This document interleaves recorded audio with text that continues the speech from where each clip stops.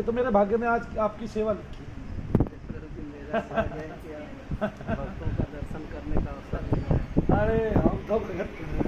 भगत का हमें तो भगवान भी ये कहता है तो कबाड़ी है, ऐसे ही बैठ जाता है, ऐसे ही। ये ना तो भक्तों की तरह रहता है ना आदमियों की तरह रहता है। कभी पसीना आया हुआ है माथे में, कभी झुका हुआ है, कभी जमीन पे बैठा हुआ है, कभी आसन पे बैठा हुआ है, कभी आसन देता हूँ तो नीचे गिर जाता है, नीचे बैठाता हूँ तो ऊपर चला जाता है। प्रयास कीजिए फिर मेरे को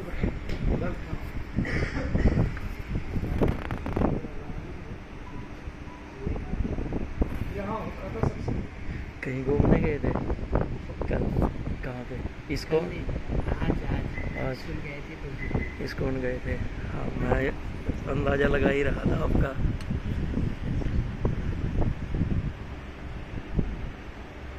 अब ये बात देखिए, भक्तों को भी नजर लगती है। आप भक्ति करते हैं, रोजाना माला जप करते हैं, आपको नजर के कण लगते हैं, तो दूसरे की जो नजर के कण है वो आपके घुटनों में गिर चले जाते हैं। उससे क्या होता है कि जिस काम के लिए नजर लगी हुई है आप उसी काम में बाधा आने लगती है। और लोगों को इस तरह से जब बड़े बड़े भक्तों को बाधा आती है, तो इसलिए भगवान का नाम सर्वोपरि इसलिए है कि उन सब बाधाओं से निकलने के लिए हमें भगवत सिमरन करते ही रहना चाहिए। बस मैं आपसे एक क्वेश्चन पूछना चाहूँगा जो मेरा प्रश्न है। ठीक, आजकल माताएं मैंने लड्डू गोपाल की सेवा करती है, ठीक, आप उसका अंकन कहाँ करते हैं, आप उसकी स्टेजेस कहाँ लेते हैं?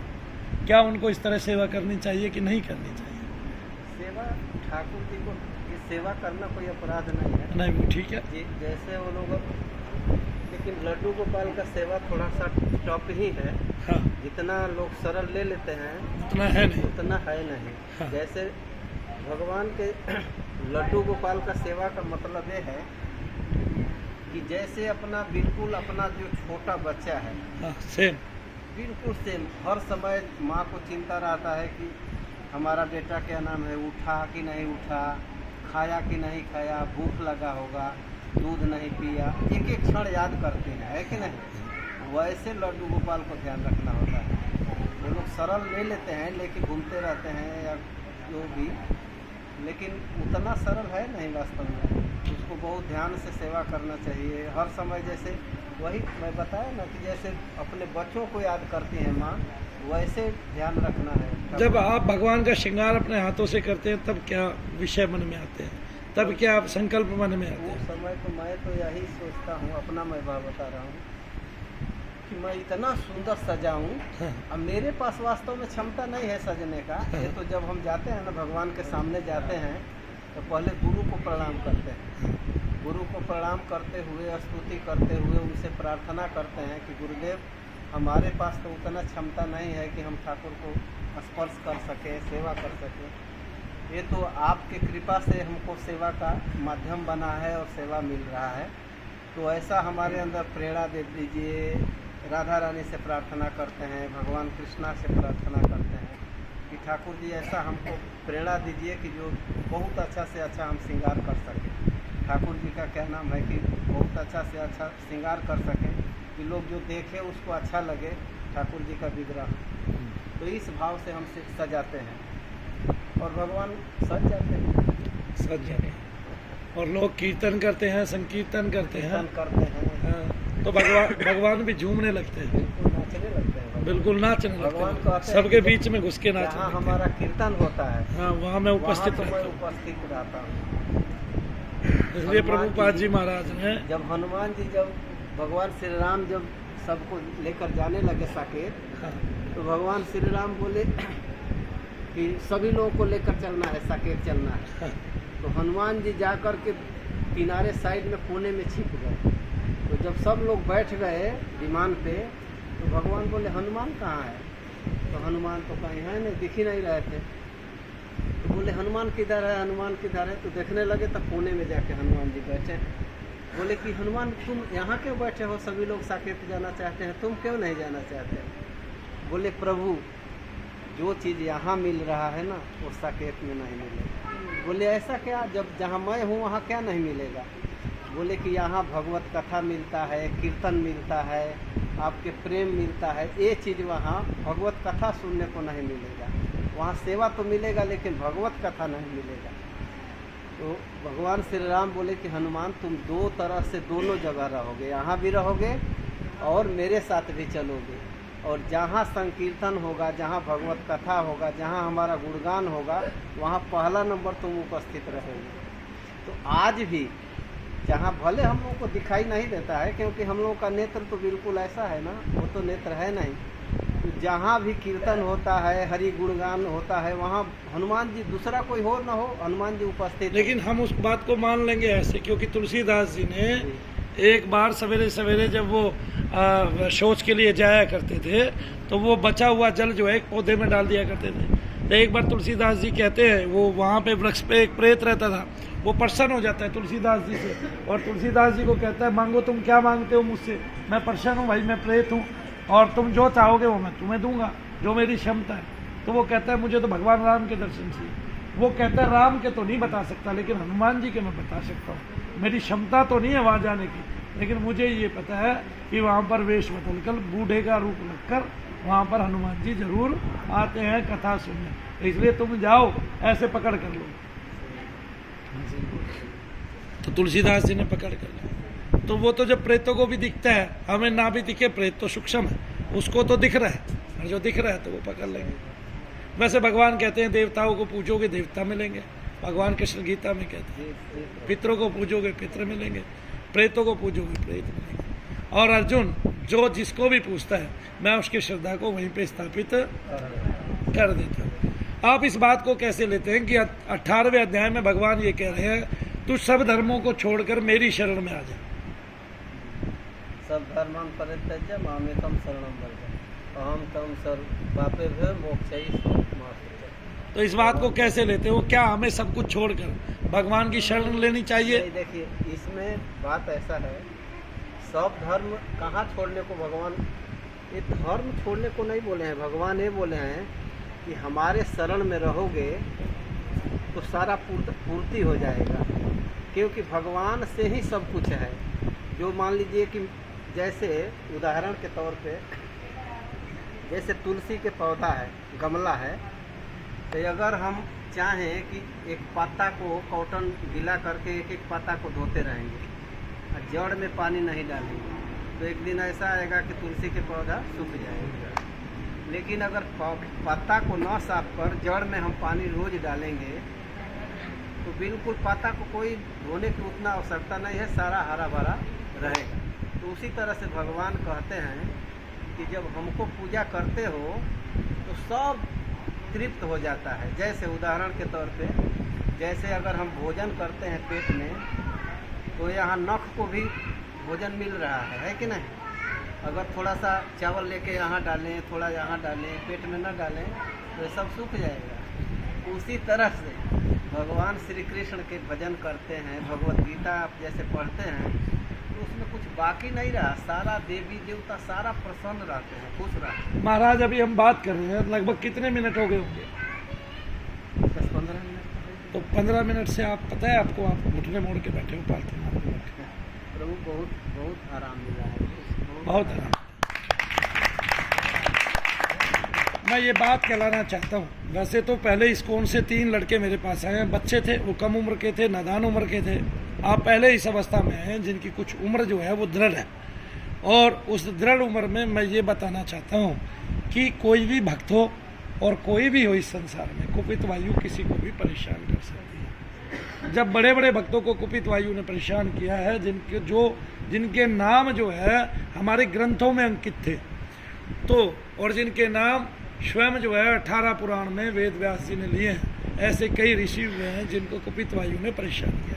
कुपित वायु एक शाखा है जो आयुर्वेद से ऊपर है, और ये भगवान के नाम से निकली। प्रभु जी देखो, इसको ना हम भी मानते हैं, ये मत समझिए कि ये लोग नहीं मानते हैं। ये जो है ना, जब प्रेत जोनी, भूत जोनी, पिचासनी जोनी, ये है ग्रंथ भी, भागवत शास्त्र भी जब हम पढ़ते हैं तो शुरुआत यहीं से होती है। ये है, बिल्कुल है, लेकिन कहा गया है कि सब कुछ है, लेकिन जब हम कर्म करने लगते हैं ना तो धीरे धीरे करके प्रभाव कम होता है।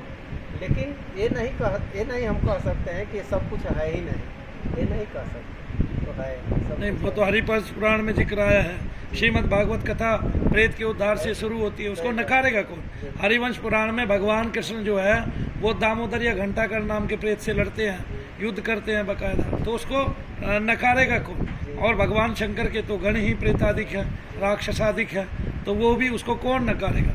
कौन नकार धुंधुकारी के सकता आप है? कथा पढ़े ही होंगे। हाँ, धुंधुकारी धुंधुकारी प्रेत जोनी में गया था, गोकर्ण ने उनको हाँ उद्धार किया भागवत पढ़ करके सब ऐसा। हाँ। तो ये सब प्रेत जोनी है ही है ना, इसमें तो ना करने की मतलब नहीं है। और गया जी हमारा इसका उदाहरण है। हाँ, बिल्कुल। हाँ, नहीं मैं मना वो नहीं समझा रहा, मैं आपको ये बता रहा हूँ कि इसमें कुपित वायु होती है। कुपित वायु 5 प्रकार के दोष से मिलके बनती है और वो आपके शरीर में स्थापित होती है। दोष कौन कौन से सरदार जी बताएंगे? पितृ दोष सबसे पहले, एक पितृदोष होता है, एक प्रेत जो दोष। मैं उसको विस्तार से समझाता जाता हूँ। जैसे कोई पितृ जो है वो आपके घर का है, वो चला गया इस संसार को छोड़ के, तो मैं ये कहना चाहता हूँ उसने जीते जी भगवान का, ईश्वर का नाम नहीं लिया, तो जब ऊपर वाले का नाम नहीं लिया तो ऊपर जाएगा कहाँ से? इसलिए वो नीचे ही रह जाता है, वो सांसारिक पदार्थों में, भोगों में ही लिप्त रहता है हमेशा, और उसकी आत्मा इतने उच्च लेवल की नहीं हो पाती और उसके आवरण ही नहीं छटते, उसकी मलिनता ही नहीं छटती। तो जब उसके मन के मालिन्य ही नहीं जाएगा, मालिन्य ही नहीं जाएगा, मनोमालिन्य खत्म ही नहीं होगा, तो वो जो है वो उस पर जो है ना मलिनता का प्रभाव रहेगा, दुष्प्रभाव रहेगा, और वो इस जन्म में भी अगले जन्म तक के लिए या कुछ क्षण के लिए, कुछ समय के लिए प्रेत योनि में घिरा रहेगा। तो मेरा कहने का मतलब ये, ऊपर जाने के लिए भगवान का नाम जरूरी है। तो जो प्रेत है वो अगर आपके ही घर का कोई सदस्य है तो आपके लिए पितृ है, और पितृ वही होता है जो ऊपर के लोकों में, जो देवलोक से भी ऊपर है, वहाँ पे पहुँच जाए, वरना तो वो नीचे है, तो वो पितृ नहीं, वो प्रेत ही है। और अगर आप उसकी पूजा कर रहे हैं तो आप उसको पका रहे हैं, आप अपने परिवार को दुख में डाल रहे हैं, कष्ट में डाल रहे हैं, और उसका उद्धार कदापि नहीं होना है। एक दूसरा दूसरा आ गया वही प्रेत दोष, पितृ दोष। प्रेत दोष, प्रेत दोष वो है जो आपके शरीर में तो आ गया है लेकिन आपके घर का नहीं है, वो बाहर का है, यानी कि किसी अन्य के परिवार से है। तो प्रेत है, पितृ है, जो पितृ है वही प्रेत है, ठीक है। जब तक उसका उद्धार ना हो, ऊपर ना चला जाए, तब तक वो प्रेत योनि में ही रहता है। हम उसको, जो सांसारिक लोग हैं, हम उसको भी पितृ समझते हैं, और वो सबके शरीरों पे आता है, हाजिरियाँ लेता है, वो ऐसे ऐसे करके खेलता है, और फिर उसके नाटक चालू हो जाते हैं जी। फिर तीसरा आ गया देवदोष। देवदोष, देवदोष क्या होता है कि आपको इसी का दोष लग जाता है, पितरों का ही दोष लग जाता है, क्योंकि पितरों को देव श्रेणी में भी लिया जाता है। और पितृदोष जो है वो देवदोष में तब बदल जाता है जब आपके घर का कोई भी सदस्य मर के तांत्रिक द्वारा बंधित होकर किसी अन्य के शरीर में चला जाता है, तो वो वहाँ से कष्ट में, यानी कि श्राप देता रहता है। तो एक श्राप लगा आपको और एक दोष लगा देवदोष, तो ये 2 दोष यहाँ से उत्पन्न होते हैं इकट्ठे ही। एक देवदोष ये है कि भगवान का मंदिर है, वहाँ सब पूजा अर्चना करने आए हुए हैं, और वहाँ पे थोड़ी थोड़ी देर में श्रद्धा के अनुकूल, जैसे मैंने प्रभुपाद जी महाराज के चरणों में गिरकर एक बार प्रार्थना की, तो मेरे शरीर का रोम रोम खुल गया और मुझे बड़ी भारी मात्रा में शक्तिपात होने लगा। और प्रार्थना क्या थी कि प्रभु जी, मैं रो इसलिए रहा हूँ कि अंग्रेज लोग बाहर से आके इतनी धूप में आपको साष्टांग प्रणाम कर रहे हैं, हाँ, और मैं तो यहीं का होके, आपके चरणों का दास होके भी आपको साष्टांग रूप में प्रणाम इसलिए नहीं कर पा रहा हूँ कि मेरे पैर जल रहे हैं। मैं ये बात अभी तक सोच रहा हूँ, ठीक है ना। तो उस दोष को मेरे को निकाल दो कि मैं कभी भी आपको देखूं तो आपके चरणों में मेरा साष्टांग प्रणाम हो, और मैं कभी भी ये ना सोचूं कि गर्मी पड़ रही है, 50 का तापमान पड़ रहा है या फर्श चल रहा है आगे। तो उसके लिए क्या हुआ, फिर मुझे शक्तिपात हुआ भारी मात्रा में, और बिजलियाँ क्रौंदने लगी आंखों के अंदर, और आत्मदर्शन हुआ। और ये प्रभुपाद जी महाराज की काफ़ी ऊंची और काफ़ी बड़ी तस्वीर, मूर्ति जो है वहाँ स्थापित है आपके इस्कॉन में, और वो भी उड़ीसा की राजधानी भुवनेश्वर में है ना। आप गए हैं वहाँ? तो वहाँ प्रभुपाद जी महाराज की बड़ी सी मूर्ति देखी है। यहाँ भी है हमारे द्वारका में। मैंने नहीं देखी, मैं गया नहीं ना द्वारका में, आएंगे जरूर। ठीक, अभी आप कितनी देर से बैठे? 10-15-20 मिनट होएंगे। वो बाद में बताएंगे नहीं। आप कितनी देर से बैठे। 15 मिनट तो मेरे को ही आए कहोगे, वीडियो चलते कहोगे। तो रह गए भैया, 3 ही बताया। उसके बाद नजर दोष। नजर दोष, जो आपको नहीं 2-3 क्यों बताया? 3 बता दिए।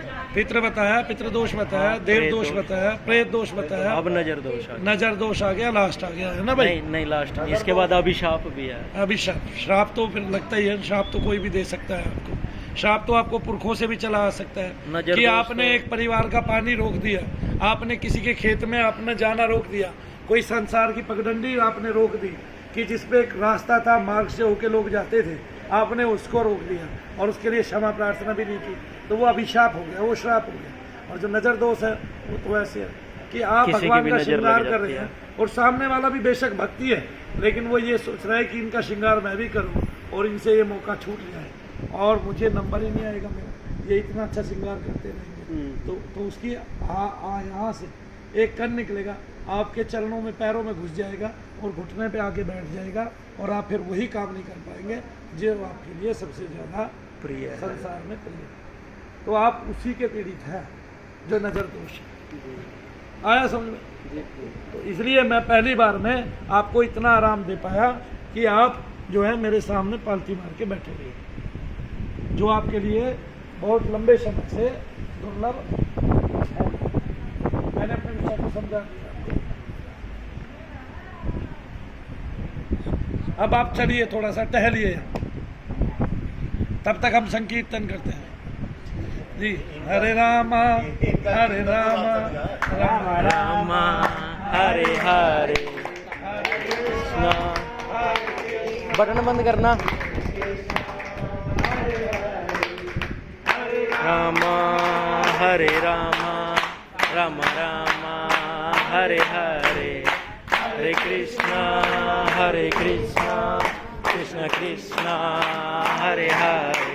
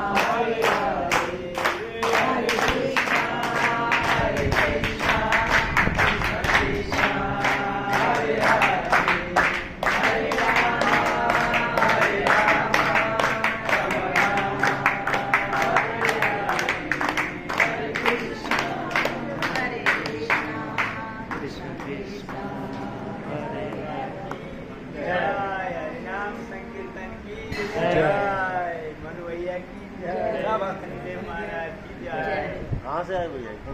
आपको आना पड़ेगा, लेकिन आएंगे आपने आते रहना, ठीक है? बीच बीच में आते रहिए, मैं आपकी सेवा करूँगा अगली बार। और मेरे ख्याल से अगली बार से आप जो है ना ऐसे मेरी तरह बैठ के, ठीक है ना? लेकिन आपको एक बात नहीं पता महाराज, हम तो ऐसे 18-18, 20-20 घंटे बैठ के काम कर रहे थे, ऐसे लगातार बिना उठे। कल आप मुझे आए तो उससे मुझे भी बहुत ही आराम हुआ। तो I have never thought that. तो ये इतना अच्छा इसका जादू हो गया। जादू हो गया। तो पीपल may not बिलीव है ना, तो फिर इस नहीं, believe नहीं करते तो चमत्कार से 1000-2000 लोग चमत्कार कैसे से आते हैं? चमत्कार हो गया है। तो और आपकी कृपा करें जो हम ऐसे ये सबको सब तरह इससे आप नेपाल में भी आइए। और ये नहीं, नेपाल में चिकित्सा और ये वो तो चिकित्सा तो फिर आपने करनी पड़ेगी।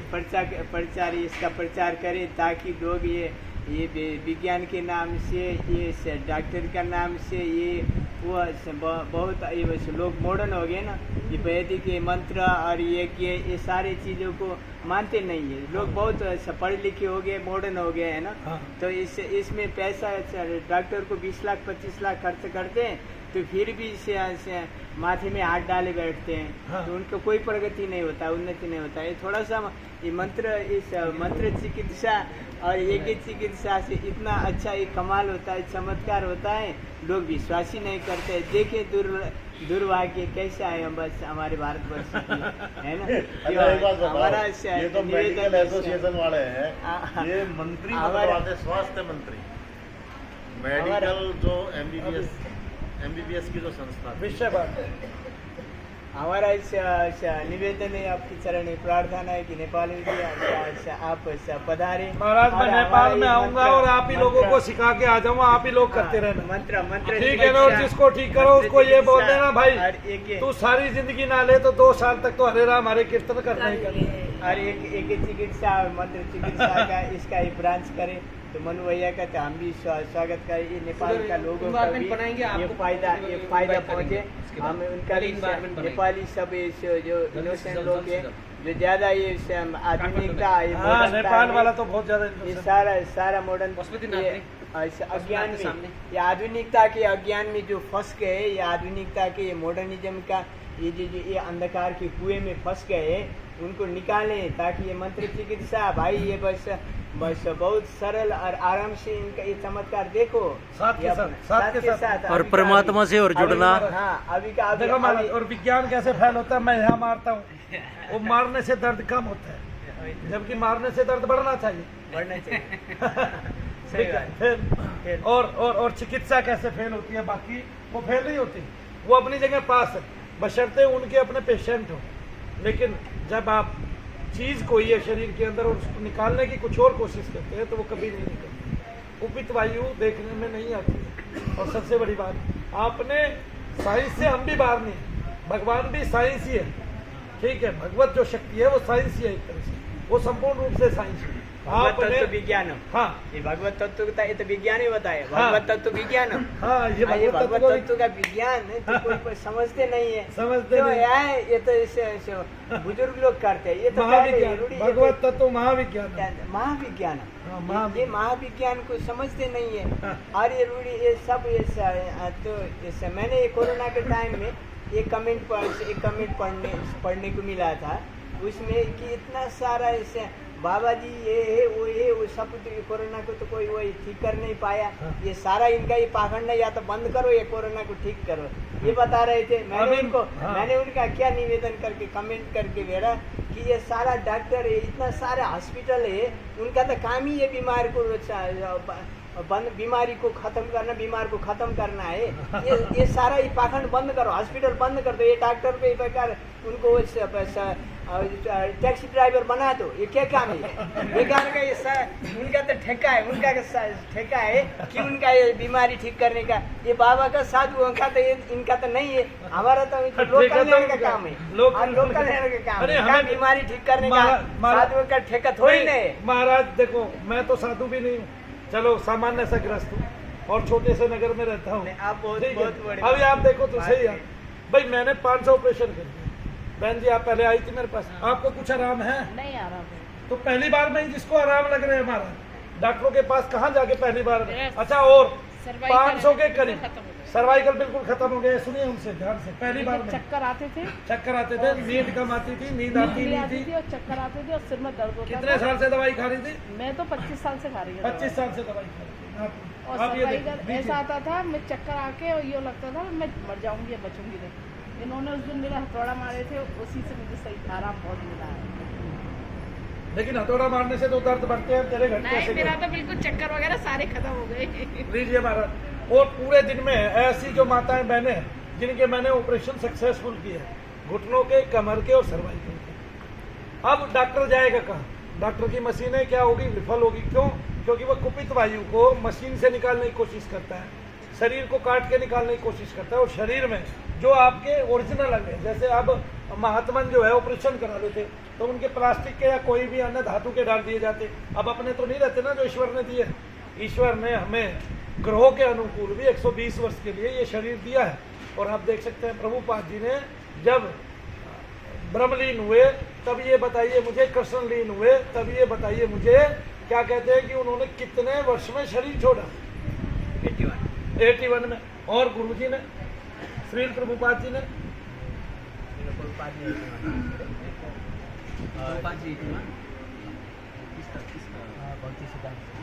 तो कोई ऐसे भी होंगे परंपरा में, कोई ऐसे भी होंगे जो 100 से ऊपर के होंगे।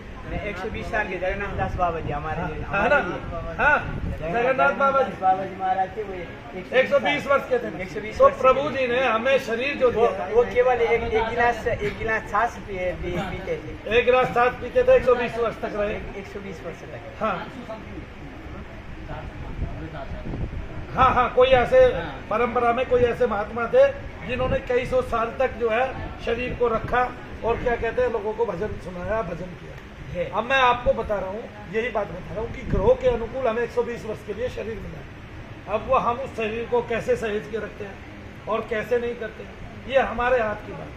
हम जाके गाड़ी के नीचे आ जाएं, ट्रेन से अपने पैरों को काट लें, अपने अंगों का खुद ही जो है ना वो कर लें, खुद ही अंगों को खत्म कर लें अपनों को, या किसी भी तरह से कष्ट में दे दें अपने अंगों को, ठीक है। या खुद पे बहुत सारे लोग आत्महत्या कर लेते हैं, तो अपने अंगों को खुद ही तो खराब कर रहे हैं। और अगर हमें सहजता के साथ रहना आ जाए तो हम अपने शरीर को 120 वर्ष तक चला सकते हैं। इसका मतलब 120 वर्ष तक के लिए हमें शरीर दिया गया है, तो 120 वर्ष तक घुटने बदलने की जरूरत ही नहीं है।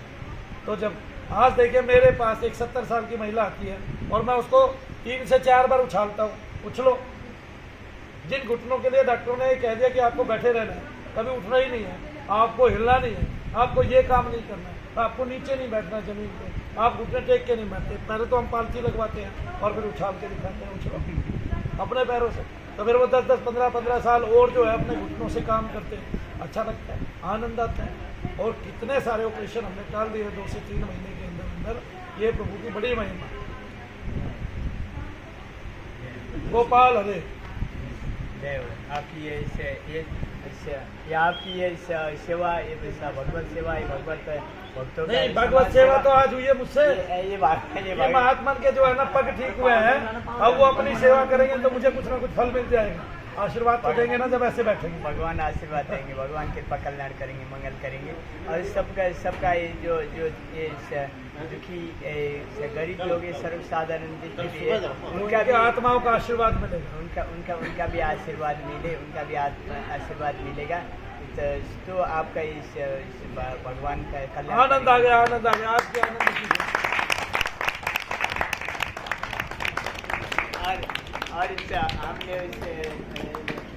और आपने पुनः हम आपको नेपाल में निमंत्रण करते हैं, निवेदन करते हैं। जब आप कहोगे तभी आ जाएंगे। आपका चरण पड़े तो ये हमारे है ना, इस आपका और ये सेवा नेपाल में भी विस्तार हो। और इस दिसंबर की फर्स्ट देखो महाराज, मैं एक बात शुरू में हमने तो भगवान का किसी ना किसी रूप में नाम लिया, सेवा आप करो, ठीक है जी। कार्य मैं बताऊंगा कैसे करना है, लेकिन जो ठीक हो वो हरे राम हरे कृष्ण का जाप करना पड़ेगा। जाप करना पड़ेगा। 32वां मंत्र बोलते हैं ना भगवत का, 32वां मंत्र ऐसे, हरे राम राम राम हरे कृष्ण हरे। चैतन्य महाप्रभु ने इसको हरे कृष्ण से स्टार्ट करने को बोला। अच्छा, इसलिए हम लोग हरे कृष्ण हरे ये वेद में वर्णित है, हरे राम है ये वेद का मंत्र जब महाप्रभु ने बताया, वेद का पुराण ये मंत्र वेद का ये मंत्र जपने के लिए तो ये आसन, शुद्ध आसन लगा के स्नान करके शुद्ध होके मंत्र जपना पड़ता है। तो फिर अभी लोग में अभी तो ये पुराणों मंत्र है ना, पुराणों मंत्र है और वेद व्यास जी ने अपने हस्त से लिखा है और क्या कहते हैं नारद मुनि ने गाया है। और इसे ये हमारा इस दिसंबर में, दिसंबर के शुरू में ये एमपी का एमपी का इलेक्शन आ रहा है। ये आप आशीर्वाद करें और आए। अब हम भी इस एमपी का इलेक्शन में भाग लेने का जा रहे हैं नेपाल। काठमांडू में। आप आशीर्वाद करें। जब आप उस टाइम आपका जी जय आप कब हुई? अभी साथ ठीक है।